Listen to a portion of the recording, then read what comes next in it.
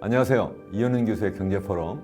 오늘 본격적인 내용으로 소멸위기의 대한민국이라는 제목을 가지고 여러분들과 함께 한 3편으로 나누어서 말씀을 나누려고 합니다. 요즘처럼 우리나라가 저출산, 고령사회, 그래서 우리나라의 그 미래가 희망이 없다, 뭐 이런 얘기도 많이 하고, 그래서 정치권에서도 또 언론에서도 또 일반 대중들도 이 문제를 어떻게 해결해야 될 거냐, 굉장히 심각하게 이 문제를 드디어 생각하기 시작한 것 같습니다. 지금이라도 이런 문제를 우리가 본격적으로 고민하고 대응책을 마련해야 된다, 이렇게 생각을 합니다. 그래서 제가 첫 방송에서도 소멸 위기의 대한민국, 주로 저출산 고령사회 문제를 한번 다뤄보려고 합니다. 제일 먼저 우리나라의 인구 고령화가 현재 어느 정도의 상태인지, 사실 인구 고령화 문제는 항상 저출산 문제와 같이 따라가는데요. 세계적인 저출산 고령화 문제를 먼저 소개해드리고, 그 가운데서 우리나라는 현재 어느 정도인지 한번 말씀을 드리려고 하고요. 그런 다음에 우리가 정말 전 세계에서 가장 심각한 상황이구나 하는 것을 이해한 다음에,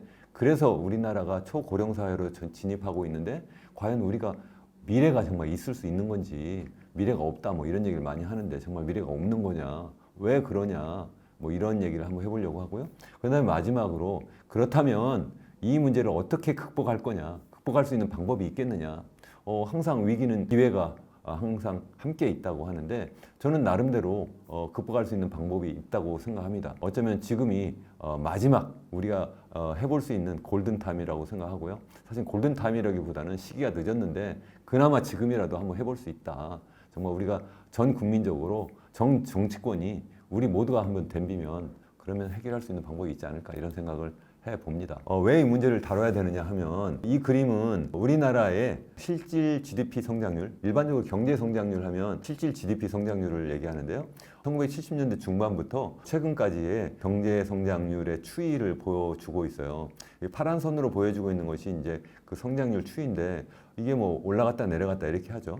그렇지만 이것의 평균점, 우리가 보통 이제 무빙 에버리지라고, 이제 보통 이동 평균이라고도 하는데, 그냥 이 1970년대 중반부터 현재까지의 이 실질 경제 성장률의 중간점을 잡아보면 지금 이 빨간 선으로 나타난 것처럼 그냥 우하향하는 직선이에요. 1970년대만 해도 우리나라의 경제 성장률이 평균적으로 한 10% 이상 두 자릿수 성장을 한 적이 있었거든요.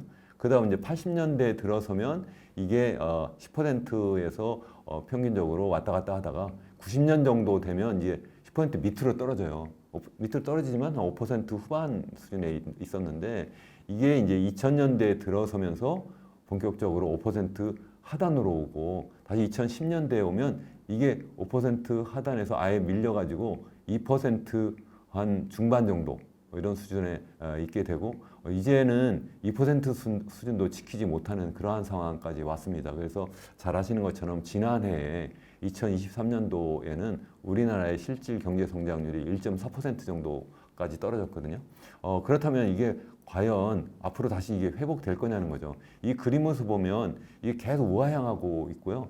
이게 그렇게 쉽게 회복되지 않을 거라고 생각을 합니다. 그 이유가, 제일 중요한 첫 번째가 바로 인구가 고령화되고 있기 때문에 그래요. 다시 말하면 젊은 인구, 한때는 우리나라가 굉장히 젊었기 때문에 한강의 기적도 이루고, 그래서 매년 두 자릿수 성장도 했었는데, 우리나라가 어느 수준에서부터, 어느 시기에서부터인가 점점 고령 인구가 자꾸 늘어나게 된 거예요. 그 전체 인구에서 차지하는 고령 인구 비중이 자꾸 늘어나다 보니까, 이 고령 인구가 늘어난다는 것은 또 한편으로 생각하면 생산 연령 인구가 자꾸 감소한다는 뜻이 되기도 하거든요. 그러다 보니까 우리나라의 생산 활력이 떨어지게 되고, 그렇기 때문에 우리나라의 경제 성장률이 전반적으로 떨어졌다, 이렇게 생각을 할 수가 있는 거고요.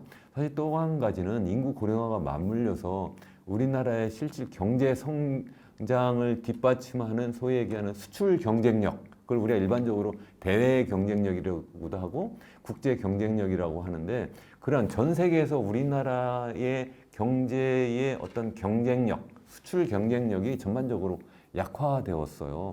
그 이유가 바로 좀 전에 말씀드린 것처럼 인구 고령화가 맞물려서도 그렇지만, 그것과 상관없이 우리나라가 체질 개선을 계속하고 또 미래 먹거리를 계속 만드는 그런 노력, 우리가 계속 기술 개발을 하고 새로운 설비 투자를 해 나감으로 해서 미래 먹거리를 계속 만들어 나와야 되는데, 그걸 제대로 못한 것이 또 한 가지 있고요.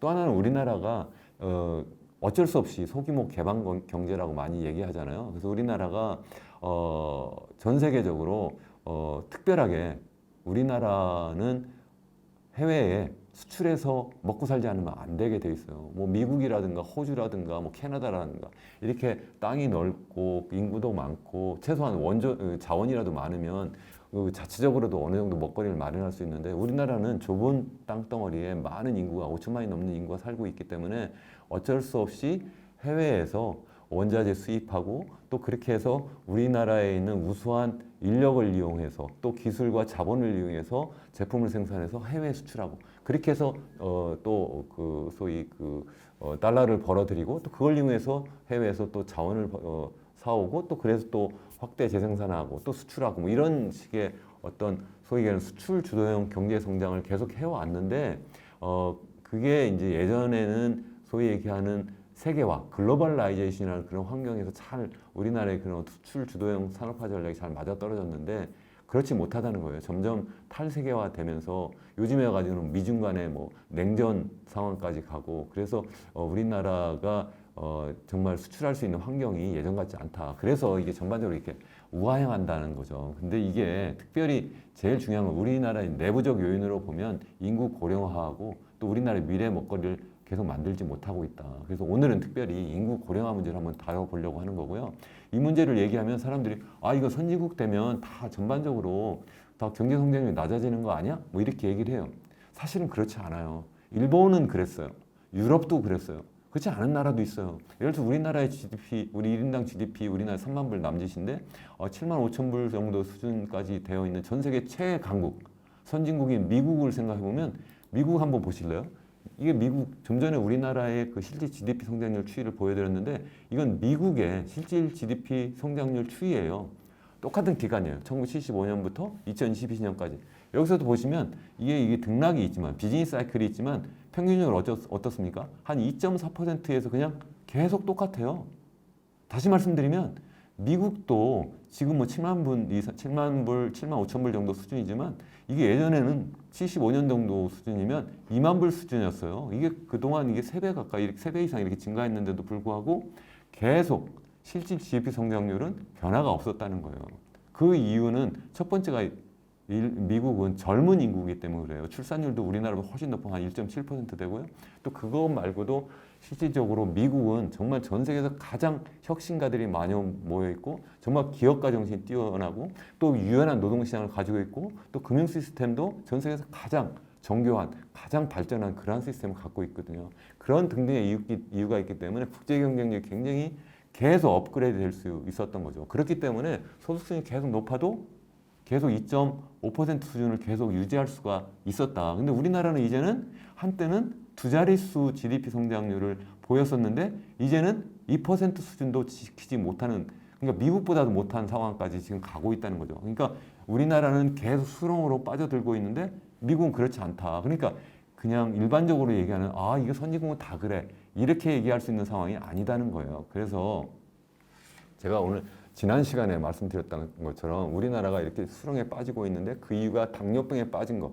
우리 인간으로 말하면 당뇨병에 걸렸고 당뇨병만 걸린 것이 아니라 여러 가지 합병증까지 걸렸다. 고혈압에 뭐 심장병에 그래서 이대로 있으면 안 된다. 이런 얘기를 했어요. 그래서 그 이유가 우리나라가 특별히 건설업에 너무 집중돼 가지고 그래서 국제 경쟁이 약화된 면이 있고 또 그렇게 됐기 때문에 우리나라 주택 가격이 너무 높아지고 또 그 가운데에서 가계부채는 또 전 세계 또 가장 높은 수준까지 올라가고 그렇게 되니까 이게 너도나도 주택 가격이 자꾸 올라가네. 그러니까 더 가계부채를 더 늘리고 다시 말해서 주택담보대출을 더 많이 빌고 특히 이제 젊은 사람들이 더 많이 그걸 빌려가지고 계속 폭탄 돌리기를 계속 하고 있는 거예요. 그렇게 하면서 주택 가격이 더 높여야 되고 또 가계부채는 그 가운데 더 높아지고 그래서 언제 터질지도 모르는 이런 상황까지 막 가고 있는 거라는 거죠.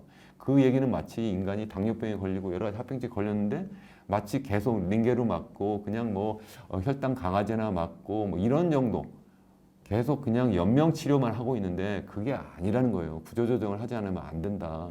더군다나 좀 전에 말씀드린 것처럼 탈세계화 이런 상황에서 우리나라가 수출 주도형 그런 경제 성장 계속 못하는 그러한 대외적인 접근권도 굉장히 나쁜 상황이다. 그래서 우리나라가 굉장히 어려운 환경에 있다 하는 말씀이고 그래서 제가 한국 경제가 현재 위기고 그래서 이걸 어떻게 그럼 해결해야 될 거냐, 이 문제를 한번 다뤄보려고 해서 한 6번에 걸쳐서 시리즈로 제가 만들려고 하고 있고, 오늘 첫 번째 인구 고령화, 저출산 고령화 문제를 다루려고 하고 있어요. 그럼 마지막으로 나와 있는 것처럼 일본의 잃어버린 30년, 우리나라가 마치 1990년부터 시작한 일본의 잃어버린 10년, 20년, 30년에 그 상황으로 지금 가고 있는 것이 아니냐. 사실은 한국뿐만 아니라 중국도 상당히 비슷한 상황이에요. 그래서 그런 상황을 비교해서 마지막으로 말씀을 드리려고 합니다.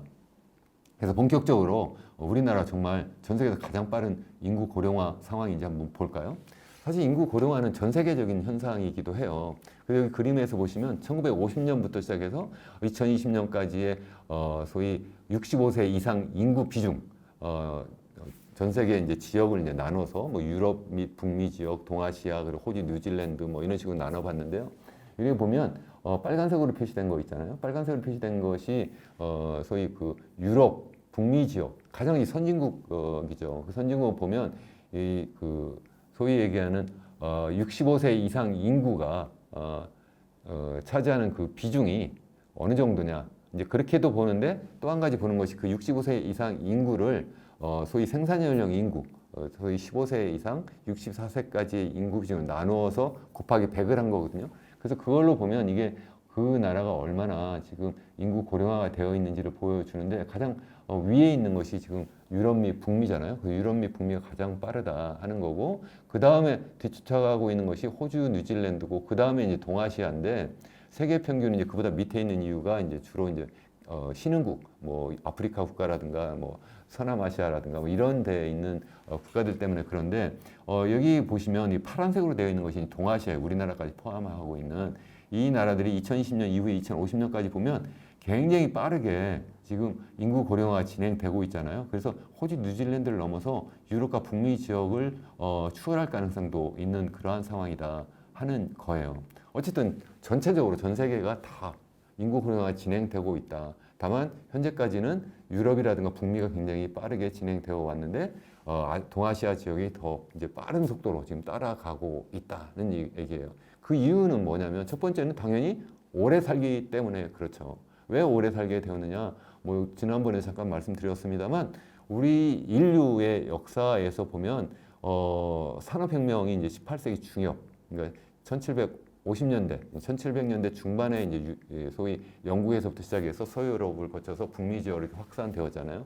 그게 이제 확산되는데 한 100년 정도 걸렸어요. 그래서 한 100년이 지나면 이제 1800년대 중반이 되잖아요. 그때부터 이제 인구가, 소위 우리 인간의 기대 수명이 빠르게 증가하기 시작을 해요. 그래서 여기 빠르게 증가하고 있는 것을 여기 보시면 오른쪽에 뭐 오세아니아 하면 이제 소위 호주나 뉴질랜드, 그리고 유럽, 그리고 북미 지역 이런 쪽이 굉장히 빠르게 증가하고 있다는 것을 보여드리는데, 이 오래 사는 것뿐만 아니라 또 한 가지 중요한 원인이 바로 뭐냐면, 사람들이 아기를 낳지 않기 시작하는 거예요. 이건 다시 또 한 100년이 또 흘러요. 그래서 이거는 이제 1900년대 중반부터 시작해서 사람들이 이제는 아기를 적게 낳기 시작해요. 그게 뭐 여러 가지 이유가 있는데 제가 나중에 말씀을 드리겠습니다만, 여러 가지 이유 때문에 전반적으로 다 이게 출산율이 줄어들고 있어요. 가장 빠르게 줄어드는 게 여기 가장 밑에 있는 선이죠. 당연히 파란색으로 된 유럽이라든가 서유럽이라든가 아니면 북미 지역이 그렇고요. 또 여기 이제 오세아니아 지역이 이제 노란색으로 표시된 거고, 또 그 위에 이제 빨간색으로 표시된 것이 이제 아시아 지역인데, 이런 지역들이 굉장히 빠르다.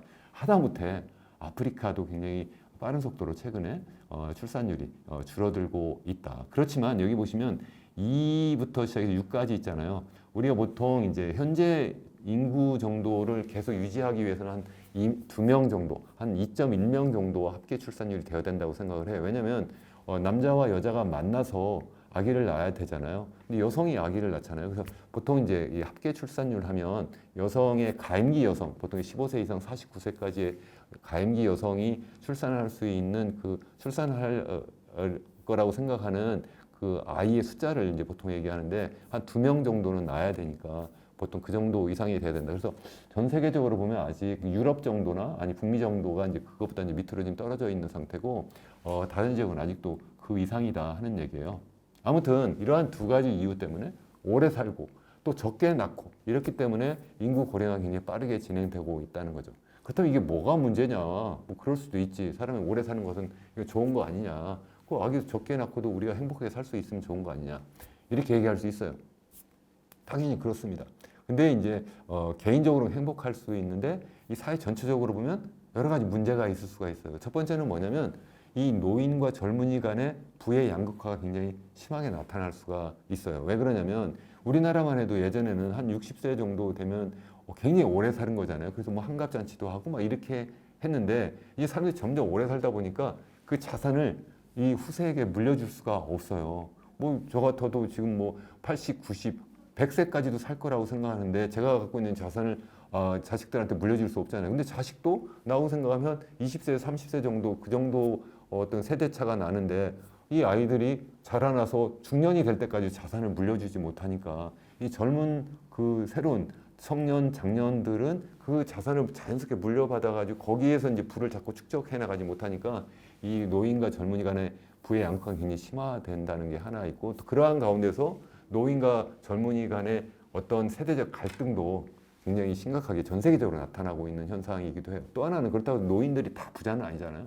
또 노인은 또 노인대로 이 가난한 사람과 그 부를 축적한 부자 노인 간의 이런 양극화가 굉장히 심하다. 젊은이들과 달리 일단 은퇴하게 되면 다시 부를 축적할 수 있는 그런 기회가 없기 때문에 이 노인 간의 부의 양극화도 굉장히 심각한 문제고 또 하나의 중요한 문제가 뭐냐면 경제적으로 보면 이 노인들이 많아지고 그리고 또 젊은이들은 상대적으로 또 줄어들어요. 부양을 해야 될 사람들은 많은데, 예?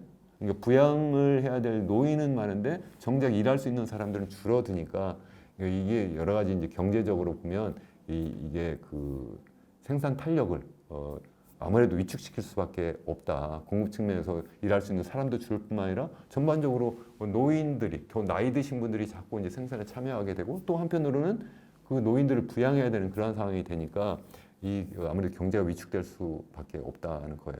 최근에 와가지고 뭐 인공지능이라든가 로봇이 막 등장하면서 인간의 노동력을 어느 정도 대체할 수 있을 거야. 뭐 이렇게 얘기를 해요. 맞습니다. 근데 문제는 뭐냐면 이 인공지능이나 로봇은 생산은 할 수 있지만 인간이 하는 소비를 못해요. 소비를 하지 않아요. 먹지도 않고 입지도 않고 여행도 하지도 않고 자식도 낳고 뭐 교육을 안 해요. 그러다 보니까 인간이 고령화되면서 소비 수요가 위축이 되는데 자꾸 생산을 할 수가 없잖아요. 그래서 전반적인 경제가 위축될 수밖에 없는 상황이 있다. 그래서 이건 우리 학술적으로 많이 이제 논의되고 있는 그러한 문제이기도 합니다. 그런데 좀 전에 말씀드린 것처럼 한국이 전 세계에서 가장 빠른 그 인구 고령화를 현재 진행하고 있다 하는 게 문제라는 거예요. 여기서 보시면 왼쪽에 있는 것이 이제 한국은에서 나온 최근의 자료인데요.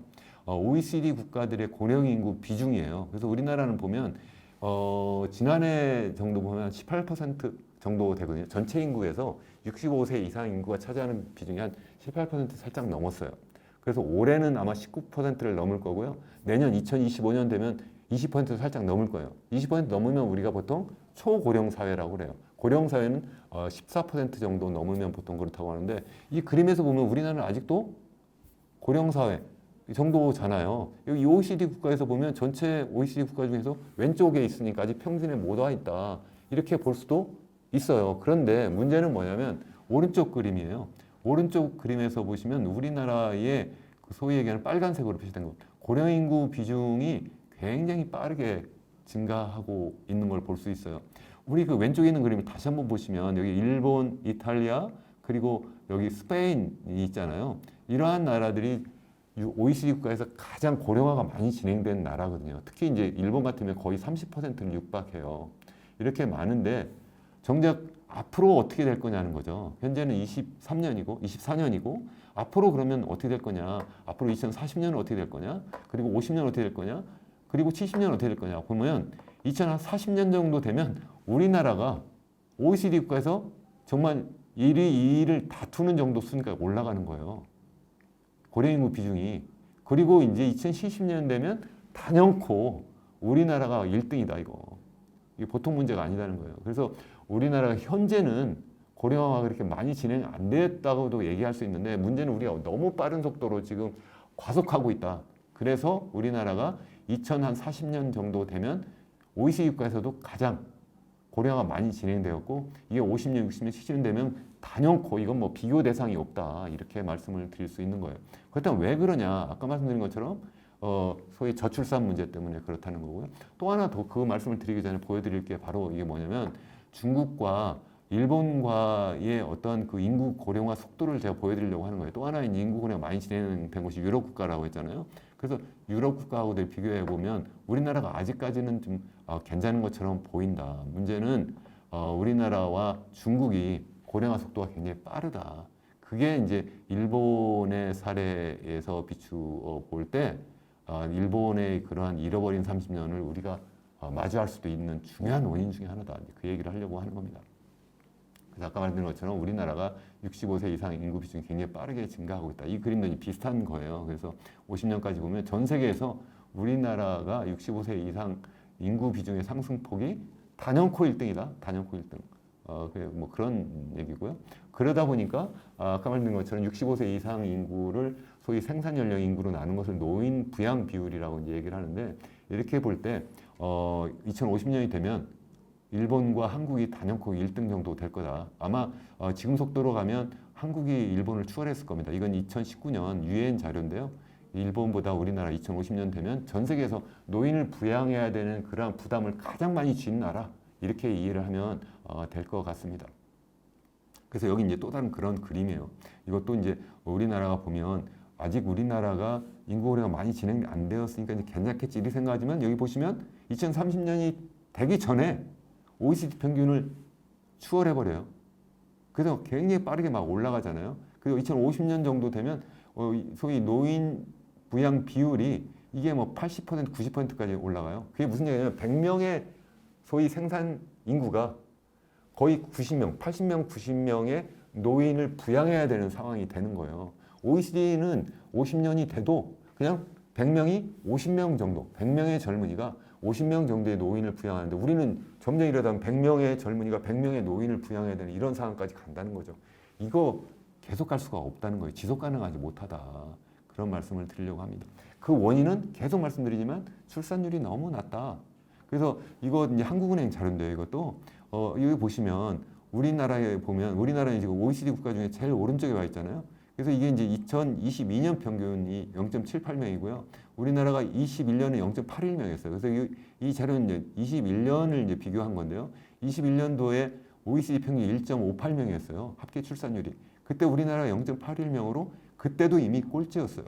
그때 아까 저 인구 고령화 많이 진행된 나라가 아까 일본이고 이탈리아고 스페인이라고 했잖아요. 그 나라들 보시면 그 나라들도 일본이 1.3명 정도 되고요. 그리고 저기 이탈리아도 1.19명 정도, 1.2명 정도 수준이에요. 그러니까 우리나라는 인구 고령화가 가장 많이 진행된 나라보다도 합계 출산율은 훨씬 낮다. 그러다 보니까 오른쪽에서 보시는 것처럼 우리나라의 경우에 이 합계 출산율이 이렇게 계속 낮다 보니까 그게 바로 이제 OECD에서 또 전 세계에서 가장 빠르게 인구 고령화가 진행되고 있다. 그러니까 얼마나 빠르게 이거 보세요. 여기 지금 그냥 벼랑에서 떨어지는 거잖아요. 그냥 떨어지고 있어요. 우리나라 60년대만 해도 우리나라는 6명 태어났어요. 그랬는데 이게 지금 이렇게 빠르게 떨어졌다. 이거는 정말 전 세계에서 연구 대상이고 그래서 얼마 전에 뉴욕타임스에서는 뭐라고 그랬는가 하면 이거는 흑사병 시절에 그렇게 인구가 급감하던 거하고 너무 비슷하다. 그래서 우리나라는 정말 이건 폭망하는 상황이다. 이거 정말 걱정이다. 이런 것을 지금 외신에서도 지금 얘기하고 있는 거죠. 또 일본에서도 얼마 전에 뭐 보도한 바에 하면 한국은 이제 끝났다. 그래서 뭐 피크 코리아 뭐 이런 얘기 많이 하잖아요. 그 이유가 바로 인구 고령화. 그 인구 고령화를 만드는 것이 바로 출산율이 너무 낮기 때문에 그렇다. 그런 말씀을 제가 드리려는 거고, 그게 아까 말씀드린 것처럼 합계 출산율이 제가 계속 이제 한국과 중국과 그리고 일본을 비교해 드리려고 하는데 그 이유가 제가 이제 이것을 계속 우리나라 정말 위기다 하면서 마지막으로 제가 말씀드리려고 하는 것이 한국과 중국은 거의 일본의 잃어버린 30년을 쫓아간다고 그랬잖아요. 그런 상황이 될 것 같다는 거예요. 일본이 90년도에 소위 얘기하는 잃어버린 30년을 시작했는데 그때 출산율이 1.5명이었어요. 그때 우리나라보다 더 높았어요.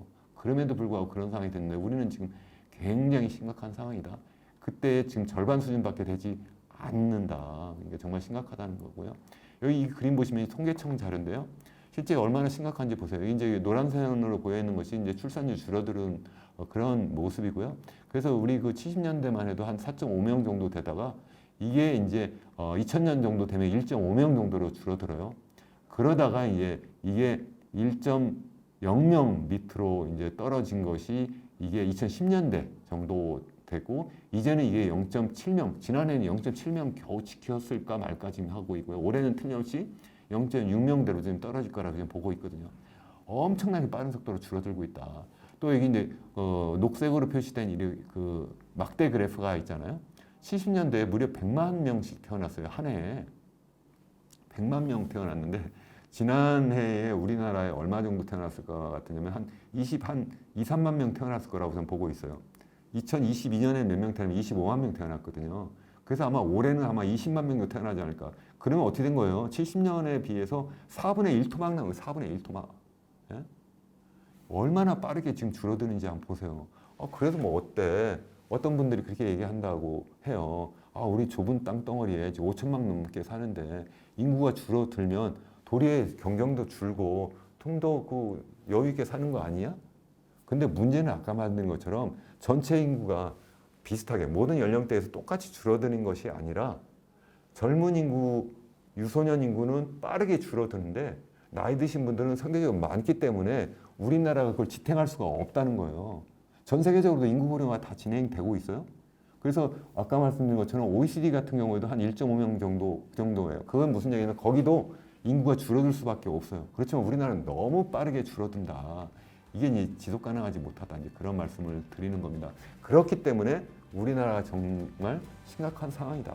이제 그렇게 말씀을 드리는 거예요. 그래서 제가 여기서 전 세계 상황을 제가 말씀을 드리고 또 우리나라는 그 속에서 더욱 심각한 상황이다. 이런 말씀을 제가 드렸습니다. 이제 본격적으로 다음 편에서는 우리나라가 그렇다면 얼마나 더 심각하고 그래서 어떤 원인이 있어서 그런지 뭐 그런 말씀을 드리려고 합니다. 여러분 시청해 주셔서 감사합니다.